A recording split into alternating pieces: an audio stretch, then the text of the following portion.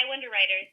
I am going to walk you through the work that you are going to do for the pre-write of your Sylvia Mendez letter. Now, last week we read Separate is Never Equal, and we learned about how Sylvia Mendez and her family, they worked to integrate California schools. That means that they went to the government and they said it's not right that the public schools are separating students based on race. It's not right that you are segregating students and that there are schools for white students and there are schools for Mexican students. That's not right. We need to change that. Government, you should change that. And they went to court and the government agreed this is not good for our students. It is not in line with what our country says we are going to do, so we are going to change it. We're going to integrate the schools and make it so that students can go to schools no matter what their race, religion, color, culture, heritage, language they speak. No matter what those things are, students can go to our schools. Okay? So you're going to write Sylvia Mendez a letter, and you're going to thank her for the work that she did. But before you do that, I want you to look back at Separate is Never Equal and her story and the work that she and her family did, and answer a few questions to get ready to write this letter. This is the pre-write part of the writing process. Let's look at that writing process just a little bit before we start this work. So this is the writing process, and we have this in the anchor charts, which you have on Google Classroom. And we're at this pre-writing section because this is just the start of this writing work. So before we move on to actually drafting our letter, we want to go through this pre-writing stage where we just come up with ideas and get ready to do this writing. Okay, so this is what your slide looks like where you'll be doing the pre-writing. You're going to find this video you're watching right now, you would find right here.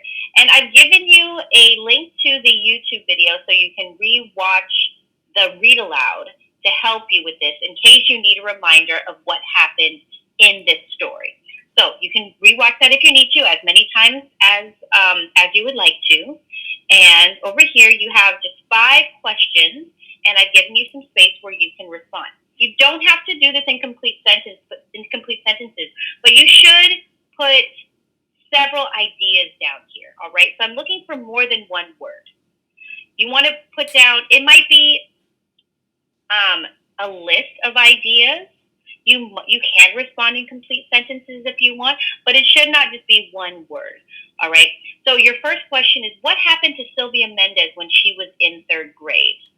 And then, so think back to the story that we read, which is a true story, and what was the important thing that happened to her when she was in 3rd grade? We don't want to pick a small detail or a small part of the story that isn't super important. What are the most important things that happened to her in this book?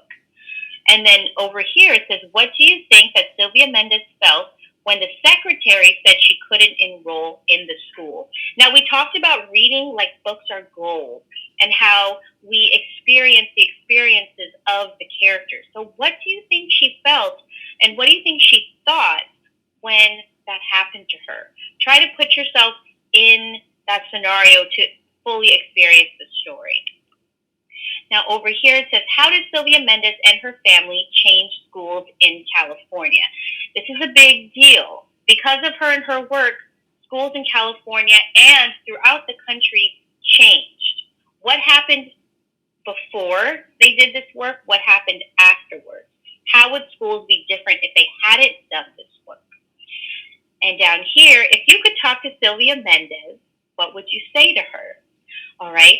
So Sylvia Mendez is still alive, and we're going to write her these letters, and we're going to see if we can actually send them to her.